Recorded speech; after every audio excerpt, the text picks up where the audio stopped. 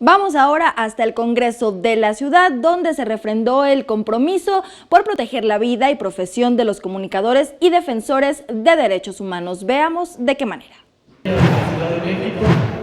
Incrementar las penas para quienes agredan, violenten o asesinen a defensores de derechos humanos o periodistas, propuso el diputado Miguel Ángel Salazar, de la fracción parlamentaria del PRI al Congreso de la Ciudad de México.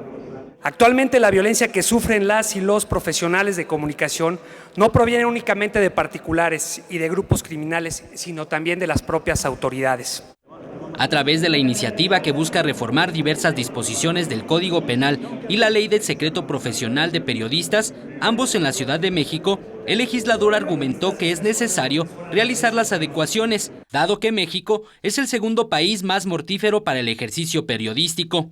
Aseguró que el modelo informativo del país favorece a la violación de los derechos de los comunicadores.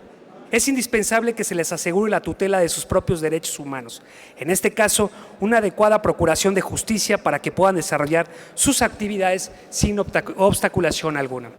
La iniciativa propone considerar a las amenazas realizadas a través de redes sociales como un delito que deberá seguirse de oficio, y también contempla que ningún periodista podrá ser requerido para revelar sus fuentes de información. Con imágenes de Javier Martínez, Eric Pinto, 21 Noticias.